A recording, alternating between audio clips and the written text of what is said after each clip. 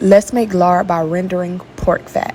This is the fat that I got from a local farm from the whole hog that I purchased. I would say it was about 10 pounds.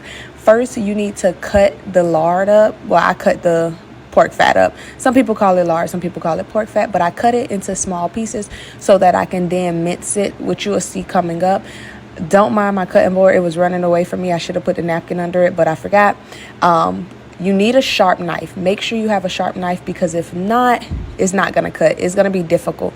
My knives are very sharp, so I didn't have that problem. This is the piece sizes that I cut it into, and then this is the little attachment that I have for my KitchenAid that mince. It's made for making sausages or ground meat, ground beef, or anything, but I use this to make smaller pieces for the lard so that it can render, better.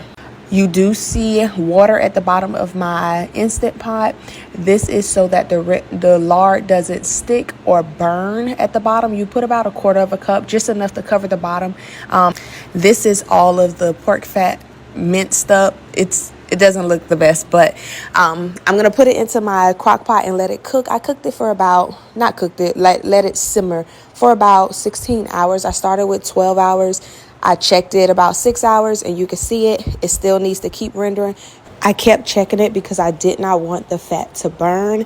I can tell that it still needed to cook some more, so I let it simmer some more until it was kind of all done. I strained it about 6-7 times. I strained it through a regular mesh strainer, a fine mesh strainer, then I strained it through a cheesecloth, then I strained it through the paper towel, because I wanted to get all of the fat parts out of it, because that's what leaves the flavor, making it taste porky. And I didn't want that. I want my lard to be universal, which it is. That's why it's so clear like that. I was sure to get rid of all the impurities. I ended up with 7 jars of lard.